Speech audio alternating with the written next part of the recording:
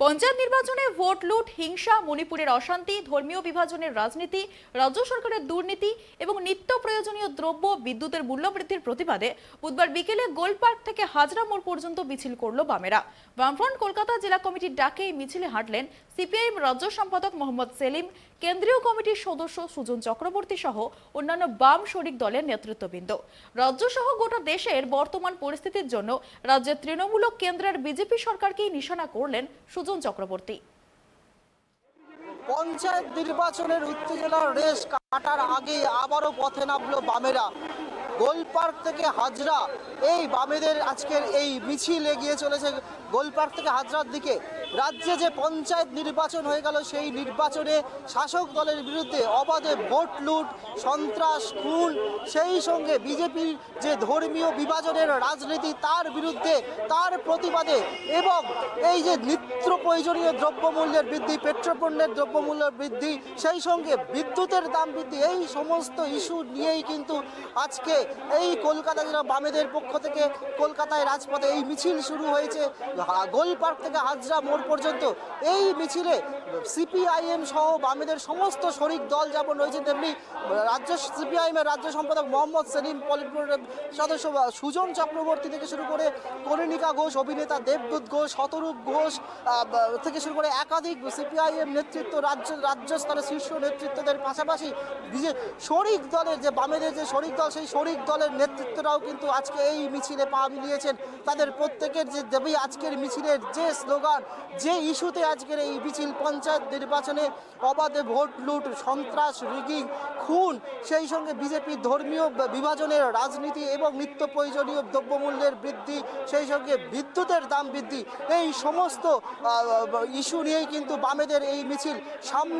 সামনের বছরই কিন্তু লোকসভা নির্বাচন রয়েছে 2024 সালে। সেই লোকসভা নির্বাচনকেই পাখির চোখ করছে বামেরা। গত বিধানসভা নির্বাচনে যে বামেরা এই রাজ্য, যে পশ্চিমবঙ্গ একতা তাদের শক্ত ঘাঁটি ছিল, সেই 34 বছরে যে তারা শাসন করেছে, সেই বামেরাই কিন্তু গত বিধানসভা নির্বাচনে শূন্যে পরিণত হয়েছে। তারপরে এই পঞ্চায়েত যে নির্বাচন, সেই পঞ্চায়েত নির্বাচনে বামেরা কিন্তু কিছুটা ঘুরে দাঁড়াবার চেষ্টা করেছে এবং বেশ কিছু আসন তারা এই পঞ্চায়েত নির্বাচনে জিতেছে। তাই আগামী 24-এ যে লোকসভা নির্বাচন রয়েছে, সেই লোকসভা নির্বাচনে আবারও এই বাংলায় জমিকে পুনরুদ্ধার করতে এবং এই সমস্ত কর্মসূচি, যে এই যে পঞ্চায়েত নির্বাচনে সন্ত্রাস, লুট, খুনের ঘটনা, দ্রব্যমূল্য বৃদ্ধি, বিদ্যুতের দাম বৃদ্ধি, বিজেপির এই ধর্মীয় বিভাজনের রাজনীতি, মণিপুরে যে ঘটনা, গোটা দেশ সেই মণিপুরের ঘটনায় কিন্তু গোটা দেশ কিন্তু বিস্তৃত। সেই মণিপুরের ইস্যু, সমস্ত ইস্যু নিয়ে কিন্তু বামেরা এই যে কর্মসূচি করছে, এই কর্মসূচিগুলোর মাধ্যমেই কিন্তু বামেরা আরও মানুষের কাছে পৌঁছে যেতে চাইছে এবং তারা বিশ্বাস করছে যে মানুষ আবার, যে মানুষরা, যে রাজ্যবাসী তাদের থেকে মুখ ফিরিয়ে নিয়েছিল 24-এর লোকসভা নির্বাচনে, সেই মানুষরা কিন্তু আবার বামেদের ওপর আস্থা রাখবে। তাই সারা বছর ধরে প্রতিটি এই সমস্ত ইস্যু নিয়েই কিন্তু বামেরা রাস্তায় থাকবে, আন্দোলনে থাকবে। চোখ কিন্তু 24-এর লোকসভা নির্বাচন। যদি এটা নিয়ে কোনো সন্দেহ নেই যে মণিপুর একটা জাতি দাঙ্গা, আরো ভয়াবহ, কিন্তু এটা কম ভয়াবহ, বেশি ভয়াবহ হয় না। গোটা ভারতবর্ষে, সর্বত্র, গোটা রাজ্যে, সারা দুনিয়ার কাছে আমাদের মাথা হেট হয়ে গেছে মণিপুরের ঘটনায়। তার বিরুদ্ধে সারা দেশ রুখে দাঁড়াচ্ছে। দিল্লির সরকারের কোনো হেলদোল নেই। ঘটনা আলাদা হলো, মালদাতে যা ঘটেছে, কোচবিহারে যা ঘটছে, তাই নিয়ে তৃণমূল, বিজেপি লাফালাফি করছে কে মৃতদেহ দখল নেবে। এটা খুব দুর্ভাগ্যজনক যে মেয়েদের নিরাপত্তা, এই ব্যাপারে রাজ্যের সরকারের কোনো হেলদোল নেই, দিল্লিওয়ালাদেরও কোনো হেলদোল নেই। তার সঙ্গে মণিপুর ভয়ঙ্কর। আর মণিপুরের নারী সম্মান নিয়ে যারা লোকসভায় সরব, তাদেরই ভিন্ন ভূমিকা দেখা গেল বিধানসভায়। তৃণমূল কংগ্রেস লোকসভাতে মণিপুর নিয়ে সোচ্চার হলো, আজ মালদা ইস্যুতে মুলতবি প্রস্তাব আনতে চেয়েছিল বিজেপি, যা খারিজ হয়ে গেল। দেখুন, দুর্ভাগ্যটা হচ্ছে এই, মণিপুরের ঘটনায় কেউ বলবেন, কেউ বলবেন না। মালদার ঘটনায় কেউ বলবেন না। এটা হওয়া উচিত নয়। দুটো ঘটনা একরকম নয়, দুটো ঘটনার মধ্যে ফারাক আছে, নিয়ে কোনো সন্দেহ নেই। মণিপুর একটা আন্তর্জাতিকভাবে আমাদের মাথা হেড করে দিয়েছে এবং পার্লামেন্টে কেন প্রধানমন্ত্রী সেটা নিয়ে বিবৃতি দেবেন না, কেন বলবেন না, কিসের ভয়?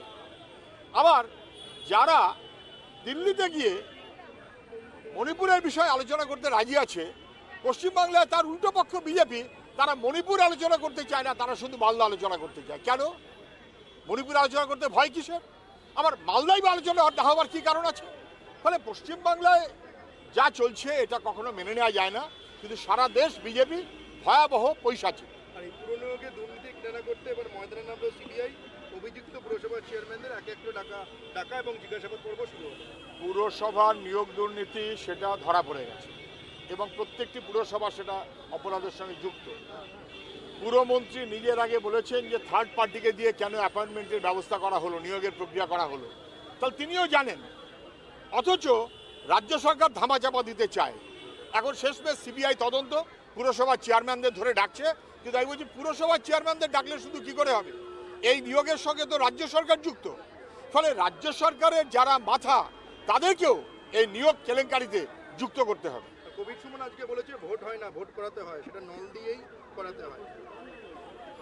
কবির সুমন, আমি জানি না কবির সুমন কি বলেছেন, তার কথা শুনে তো আমার লাভ নেই। তিনি একসময় বলেছিলেন তৃণমূলে খাও খাও খাও, এখন বন্ধ হয়ে গেছে বলা। ভোট যা হয়েছে তাতে হয়তো উনি বুঝতে পারছেন যেটা বিড়ম্বনা।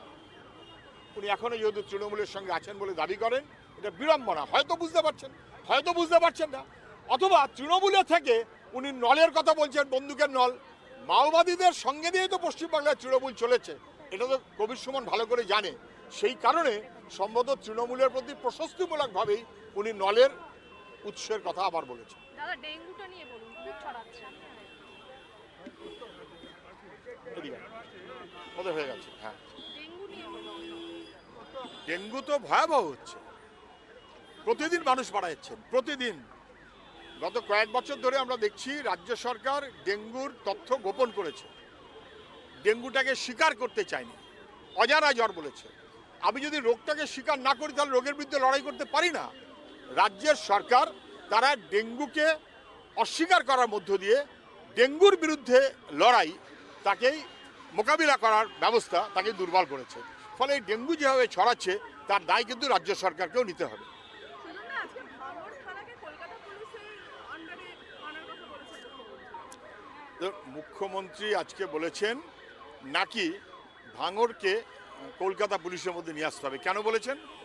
ওনার জানা উচিত ইতিমধ্যেই ওনার সরকার ভাঙড়ের একটা অংশকে কলকাতা পুলিশে নিয়ে এসেছে, কেএলসি। সেটা করে কোনো লাভ হয়েছে? কেএলসিতে ঘটনা তো বেশি, লুটপাট, ছিনতাই, মৃত্যু অনেক বেশি, সবাই জানে। তা কলকাতা পুলিশ এনে লাভ কি হয়েছে? কেএলসি কলকাতা পুলিশ, সেখানে কি এবার মানুষ ভোট দিতে পেরেছে? না, ভোট দিতে পারেনি, সেখানেও লুট হয়েছে। তাহলে কলকাতা পুলিশ এনে কি সমাধান হবে? উনি তো এনে সমাধান করতে পারেননি। ওনার মনে হয়েছে যে এখন তৃণমূলের হাল খুব খারাপ, যেখানেই যাচ্ছে তৃণমূলীয় লোক তাড়া করছে। ফলে উনি বোধহয় ভেবেছেন কলকাতা পুলিশ হলে ওনার বেশি কাছে থাকবে, উনি তৃণমূলকে একটু সাহায্য করতে পারবেন। তৃণমূলকে সাহায্য করার দৃষ্টিভঙ্গি থেকে পুলিশের জুরিসডিকশন এ কখনো বিবেচনায় আসা উচিত নয়। মিছিলটা নিয়ে ছোট্ট করে বলুন। আজকে আমাদের কলকাতা জেলা বামফ্রন্ট গোলপার্ক থেকে হাজরা পর্যন্ত মিছিল করলো, খুবই ভালো মানুষের রেসপন্স। দুপারে মানুষ দাঁড়িয়ে থেকে শুভেচ্ছা জানিয়েছেন, অভিনন্দন জানিয়েছেন। পঞ্চায়েত নির্বাচনে যেভাবে ভোট লুট হয়েছে, ভয়াবহ, গণতন্ত্র নিধন, ভোটে লুট, গণনায় ডাকাতি, আর হেরোদের সার্টিফিকেট, তার বিরুদ্ধে গ্রামের মানুষ যেমন শিউরে উঠছেন, কলকাতা শহরের মানুষ আজকে মিছিল করে তারা সংহতি জানালেন যে এটা শুধু গ্রাম না, গোটা পশ্চিমবাংলাকে লুট করা হচ্ছে। কলকাতা মানুষ তাদের পাশে দাঁড়াবার বার্তা দিয়েছেন। আমি কলকাতার সমগ্র মানুষকে শুভেচ্ছা জানাই। তারা বুঝতে পারছেন আমাদের রাজ্যটা আস্তে আস্তে সর্বনাশ করা হচ্ছে, যেমন গ্রাম বুঝছে তেমন শহরও বুঝছে।